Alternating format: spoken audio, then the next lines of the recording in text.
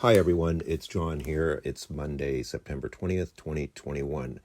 I want to share a quick little note about the federal election that's occurring here in Canada today and how easy it is for people to vote and participate in democracy. Now, we in Canada, we have provinces which are essentially akin to states, although we only have 10 provinces and 3 territories in Canada. And of course, Canada is a very large geographical region. However, for the purposes of this discussion, let's say that provinces are essentially the same as states. Now, I am currently residing in Nova Scotia, although I have spent many years living in the province of Ontario, which is about a 14-hour drive from here.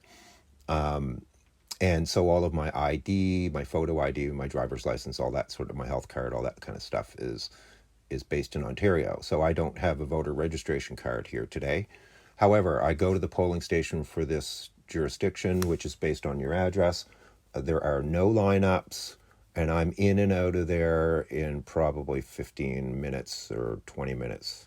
Now, I have to fill out a form that basically identifies myself, and I do have a couple documents with my address here currently in Nova Scotia.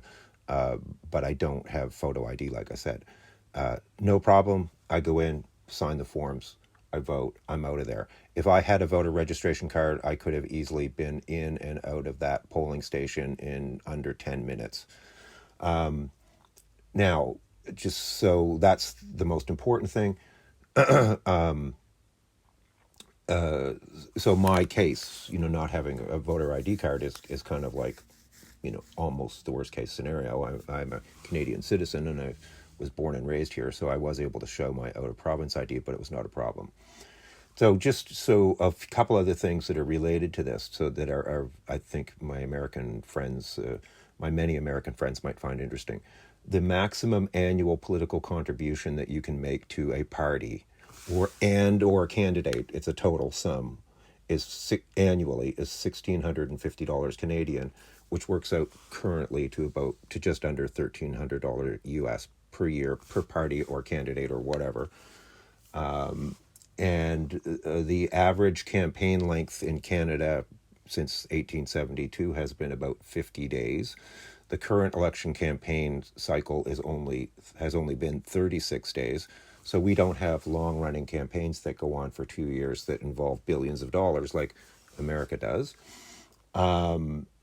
And the rate of participation in the prior federal election, which occurred in October of 2019, was 68.5% of the Canadian population, the voting age population, according to Wikipedia. But I've seen other numbers that vary slightly, but they're in that same ballpark.